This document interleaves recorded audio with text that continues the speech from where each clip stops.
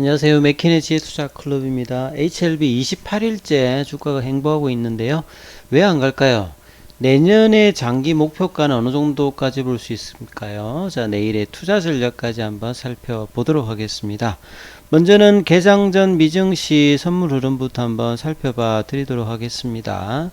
지금 이제 헤드라인에 이런 이야기가 있죠. Stock Peak Trend After Hours. 시간에 이제 마이크로소프트라든지 알파벳, 뭐 치포틀 이런 이제 기술주들이 이제 하락을 하면서 오늘 국내 시장에도 코스닥은 좀 빠졌고요. 특히나 이제 애플 관련되는 뭐 BH라든지 뭐 이런 종목, 이녹스 뭐 첨단 소재라든지 자화전자 이런 종목들이 같이 하락을 했는데 상대적으로 이 코스피는 반대로 이제 뭐 외국인들이 삼성전자 대거 매수가 들어가면서 삼성전자가 59,400원까지 한 3% 가까이 올랐죠. 이런 부분들을 반영하면서 나스닥 선물도 지금 1.58% 하락을 하고 있고요. 이 다우 선물이나 S&P 선물 같은 경우는 0.06, 그러니까 대형주 중심은 이제 0.06으로 다우 같은 경우는 약보합세고요. S&P 선물 같은 0.65, 중소형 중심 러셀 같은 경우는 오히려 0.42% 상승 흐름에 지금 선물 흐름들을 보여주고 있죠. 그래서 이번 주가 이 실적 발표에서 S&P 500 기준으로 한 30% 기업들, 특히 빅테크 기술주들이 많이 이제 들어오기 때문에 지수에 연동되는 흐름입니다. 그리고 뭐 중요한 것은 이제 다음 주에 11월 1일 이에 펼쳐지는 FOMC에서 이 금리단을 이제 어떻게 하느냐, 금리 조절 관련되는 부분과 피봇의 어떤 분위기들, 최근에 이제 연준이 이제 이런 생각들을 하는 것은 이 자국뿐만 아니라 특히 유럽 시장, 영국 같은 데서 이 금리 인상으로 채권 시장의 어떤 변화 부분들이 국내에도 미칠 수 있다, 이런 인식들을 연준의 이 비둘기파가 언급을 이 블랙아웃 이전에 하면서 이런 흐름들이 미증시의 반등을 계속 이제 지속하고 있는데요. 3연속 반등 이후에 오늘 제 흐름들은 좀 어떻게 될지 상당히 좀 뭐 주목할 만한 어떤 부분들입니다. 그리고 이제 그런 부분들이 이제 텍 자이언트 웨이, 그러니까 뭐 선물 시장에 이 기술주 기업들이 이제 부담을 좀 주고 있다, 뭐 이런 어떤 내용들이죠. 대부분 이제 실적 관련되는 이야기들을 계속 일단 하고 있다, 이렇게 지금 보여줍니다. 그리고 이제 많은 분들이 이제 HLB 관련해서 내년도 주가는 좀 어떠냐, 장기적인 부분들, 이 종연방에나 우리 카톡방에서는 이제 이 부분들을 최근에 계속 이제 언급을 해드리고 있는데요. 저희는 이제 기본적으로 주가가 좀 올라오면 매도를 좀 해드리고, 결국은 이제 HLB 입장에서 어떤 이제 장기 흐름이 지금은 좀 중요한 것 같습니다. 왜냐하면 올해가 뭔가가 결정이 나는 때는 없죠. 이 NDA 신청이라고 하는 것 자체가 이제 에스모 학회라든지 학회 모멘텀은 일단 끝났고, 뭐 계열사인 이미노믹의 이제 교모세포종 관련되는 부분들이 탑라인 발표가 10월 달에 이번 주에 나올 가능성이 있고, 다음 달에 이제 학회에서 발표가 있거든요. 그러면 이제 주력인 이 간세포암이라든지 선양남성암 이 관련되는 부분들의 일정이 어떠냐, 이게 뭐 제일 중요한데요. 그 NDA 신청을 하고 나면, 신청도 아직 이제 안 했으니까 연내에 이제 선양남성암, 내년 1분기 내에 이제 뭐 간세포암 관련되는 부분들을 FDA에다가 허가 신청을 하게 되면 결과가 빨라도 2023년도 하반기입니다. 그리고 이제 늦어지면 2024년도 상반기라고 봐야 되겠죠. 그러니까 1년 이상 아직도 이제 상당히 중요한 어떤 부분들이 남아 있는 거죠. 그래서 결과 관련되는 부분에서 이제 이런 부분들이 좀 중요하고요. 비교해서 한번 이제 보여야 될 게, 여러 이제 간세포암 관련이라든지 항서제약도 한번 비교를 해보면, 여기 차트인데요. 구글 금융에 들어가서 살펴보면 이 유동성이 공급되었을 때 이 제약주, 특히나 성장주 관련되는 부분들은 주가가 항서제약 같은 경우에도 어마어마하게 상승을 했다가요, 이 유동성이 해소되는 기간에는 고점 대비해서 거의 7~80% 빠졌다가 지금 저점 대비해서는 한 30% 정도 좀 반등을 하고 있는 이런 흐름이거든요. 시가총액은 위안으로 뭐 따지면 지금 한 3, 40조 뭐 이 정도 되지 않습니까? 원화로 환산하면 이 정도의 어떤 흐름들이고, 한참 좋았을 때 대비해 가지고는 지금 주가가 뭐 40위안 정도 하니까 한참 잘 나갔을 때 뭐 100, 한 3분의 1 정도 수준이다. 한 70% 빠졌으니까. 그럼 한 2배 정도 친다라고 하면 한참 좋았을 때 항서제약의 어떤 시가총액 자체가 뭐 100조 이상이었다는 보셔야 되겠죠. 뭐 세계적으로도 항서제약의 매출 자체가 탑 50 안에 들어가는 어떤 기업입니다. 자, 이렇게 또 비교 대상을 좀 넓혀보면 에자이 이야기를 많이 하시잖아요. 에자이 같은 경우에는 지금 엔화로 환산해 보면 시가총액이 2조엔 정도가 넘어가니까요. 뭐 대충 계산해도 한 30조 정도 뭐 이렇게 뭐 된다라고 대충 한번 생각을 해보면 좀 러프하게 이야기해 보면 2018년도에 이제 램미바 관련되는 부분으로 허가를 받았지 않습니까? 예, 간세포함 관련되는 부분에서 이 당시에 주가가 이렇게 올라갔고요. 그 뒤 또 반토막 났습니다. 시가총액짜리가 이게 몇십 조였을 때 주가가 올라갔다가 승인을 하고 난 다음에 결과도 나쁘지 않은데 반토막이 나죠. 예. 그리고 난 다음에 다시 또 올라갑니다. 그리고 또 많이 올라갔다가 또 이번에 또 반토막이 났죠. 그러니까 이런 과정이 있으면서 지금 이제 시가총액이 이제 몇십 조 정도를 하고 있는데요. 이전에 이제 에자이가 이런 신약 개발에 준하는 어떤 회사가 아니었는데 그 부분으로 2000년도에 변동을 하죠. 그러니까 마치 이제 HLB도 본래 이제 뭐 특수 구명정 뭐 이런 거 하다가 바이오로 사업 전환하고 난 다음에 1차 이제 상승을 하고 그 기대감으로 2018년 19년도에 어마어마하게 상승을 했다가 이제 삼성 관련되는 부분 리스크로 또 빠졌다가 또 올라갔다가 이런 것들을 이제 반복하고 있지 않습니까? 그래서 장기적으로 여기는 성공했을 때 이제 시가총액이 요런 정도를 좀 유지를 하고 있고, 에자이도 이제 시가총액으로 보면 이렇게 나쁘지 않죠. 일본 쪽에서 보면 이제 뭐 가장 큰 게 이제 뭐 다케다 제약이고요.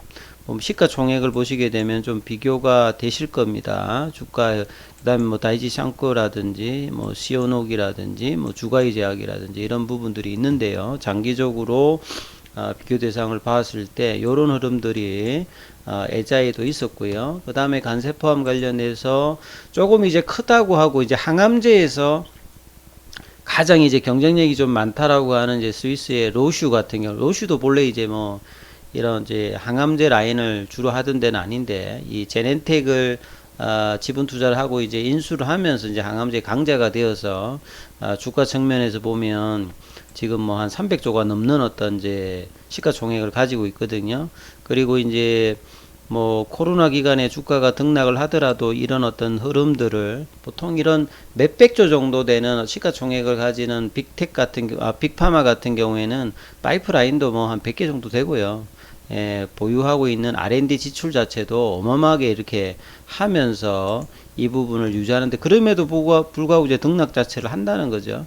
그 다음에 이제 아스트라제네카가 간세포함 관련해서 이제 이중 명령요법으로 허가를 받았지 않습니까? 영국의 이제 아스트라제네카인데, 여기도 보면 이제 US 달러로 뭐 환산해 보면 여기도 이제 200조 정도가 넘어가지 않습니까? 그리고 이제 전체적으로 주가가 이렇게 상승하는데, 이런 이제 빅파마 같은 경우에는 이런 이제 몇백 조짜리 같은 경우에도 이제 중간에 등락을 보시게 되면 뭐 이런 부분들이 작은 등락이 아니고요. 이 반토막의 등락들은 언제든지 있습니다. 그러니까 장기적으로 올라가는 기업들도 중간에 이런 흐름들이 있고, 중간중간에 이제 뭐 시가총액이 뭐 몇십 조 정도 되는 그런 어떤 부분들도 중간에 반토막들이 성공을 해도 이제 이런 부분들이 많이 있고요. 그 다음에 넥사바 관련되는 이제 바이엘 같은 경우도 보시게 되면 바이엘 같은 경우에는 이제 2000 뭐 이렇게 요쯤에 이제 뭐 넥사바 관련되는 부분 승인하고 난 다음에 한참 주가가 좀 좋았을 때는 요때입니다. 그러니까 그리고 난 다음에 주가가 그 뒤로는 큰 흐름을 좀 내지를 못했죠. 그래서 오히려 이제 본래 어떤 상태로 지금 돌아가 있는 그런 흐름을 보여드리는데요.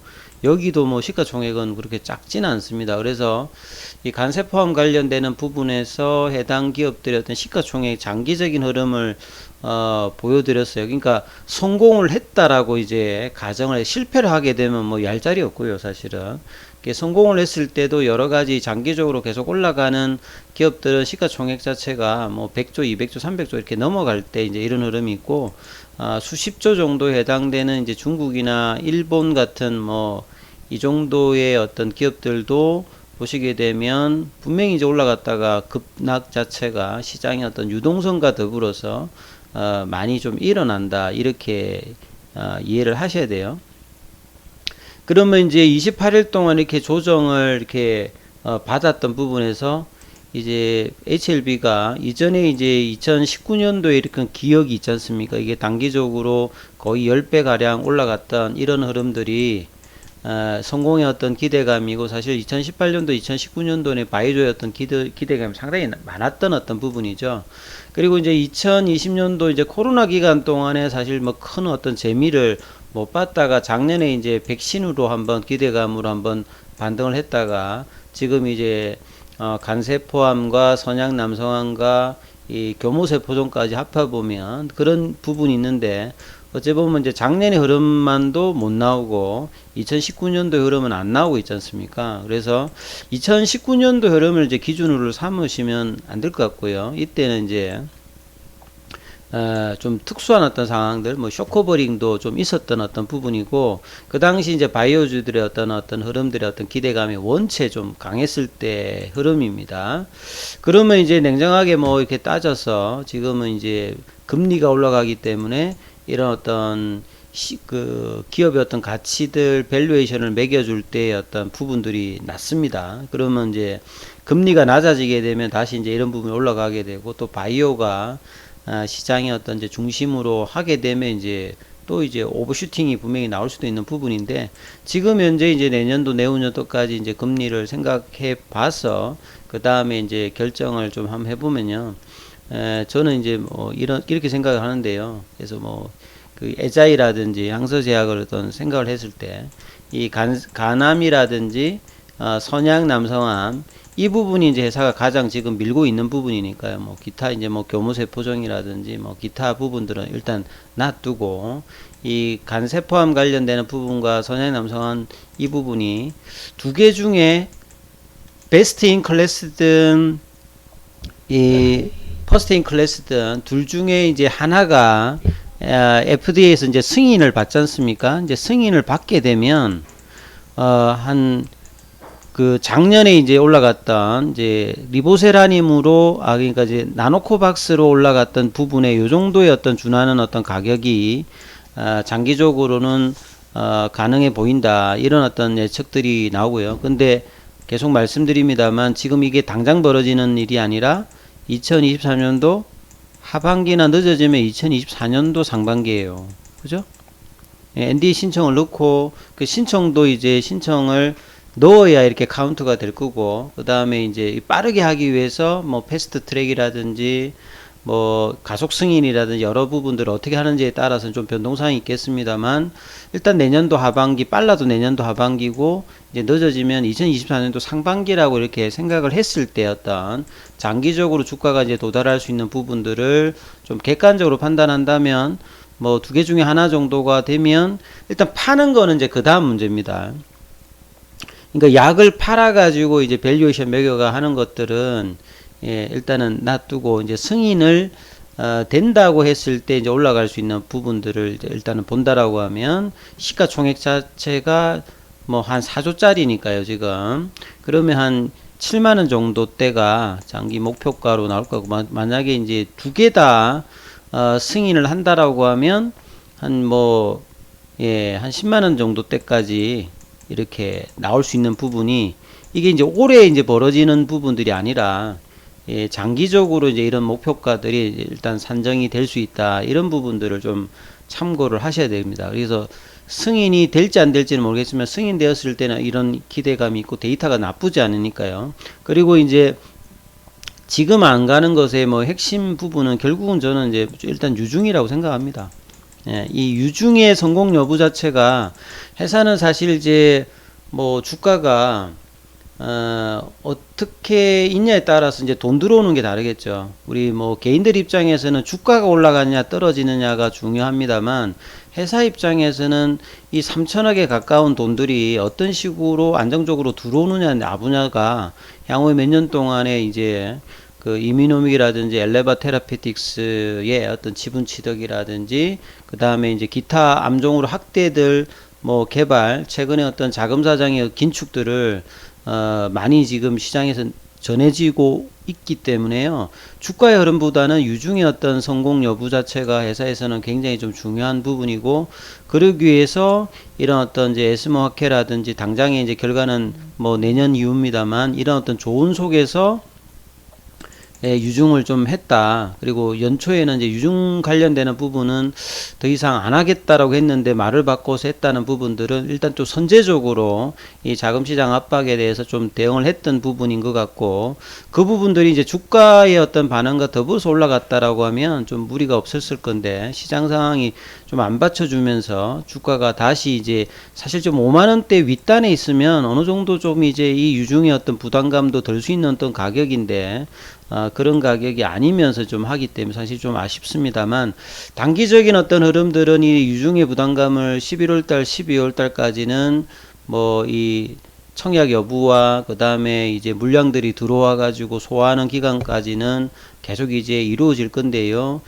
근데 이 부분들을 재료가 넘어갈 수 있는 어떤 형태의 흐름으로 반영을 한다라고 하면 장기적으로는 내년도까지 본다면 그런 어떤 목표가를 이제 보시면서 이제 HLB를 좀 보실 수는 있다. 그래서 단기 투자자분들은 좀 힘들 수 있는데요. 장기 투자자분들은 밑단에서의 어떤 흐름들 좀 항상 이제 장기 투자자들은 저점에서 좀 이제 공략을 하시게 되면 효과를 볼 수가 있죠. 그래서 저점이 딱 어디다 이건 알 수가 없습니다만 주가가 많이 빠졌을 때 이 공략을 했을 때는 항상 뭐 흐름이 나쁘지 않기 때문에요. 그래서 뭐 이제 이 흐름들을 향후에 또 이제 본다라고 하면 뭐 내년도 내후년도에 보시게 되면 뭐 요런 어떤 가격들의 흐름들이 성공 여부에 따라서 도달할 수 있다. 이런 부분들이 어떤 비를 가지고 한번 보실 만하다. 이런 말씀을 드리니까 참조하시면서 투자 대응 전략을 삼으셔야 이렇게 말씀드리겠습니다. 여기까지 하겠습니다.